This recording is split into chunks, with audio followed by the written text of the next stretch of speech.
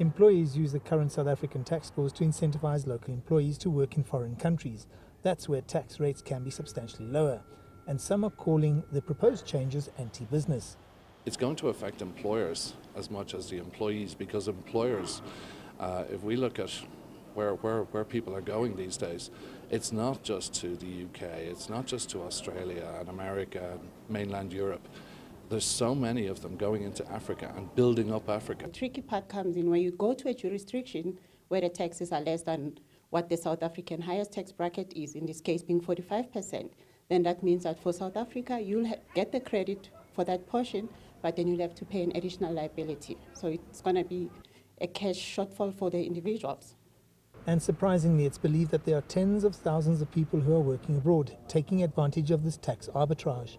Remember, some of them, it's South African headquartered companies that send their peoples offshore. We've got offshore headquartered companies that took people from South Africa to go and work outside for a number of reasons, to gain experience so that they can come back and run the entities this side. So it's a huge population. It's understood that tax authorities are aiming for tax equality between the public and private sectors. Public sector-based employees cannot claim this exemption.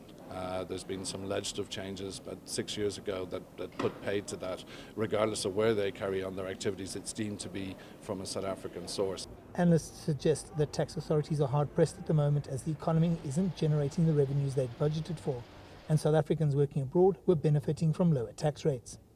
So if they stayed in South Africa, they would have paid 45% taxes. Wherever they are paying 20-25%, so they want the other 20%. If the proposed changes do go through, it does mean that those South Africans who are working in foreign countries are going to be paying more tax, which might force them to come back to South Africa. I'm Angelo Coppola for CGTN in Johannesburg, South Africa.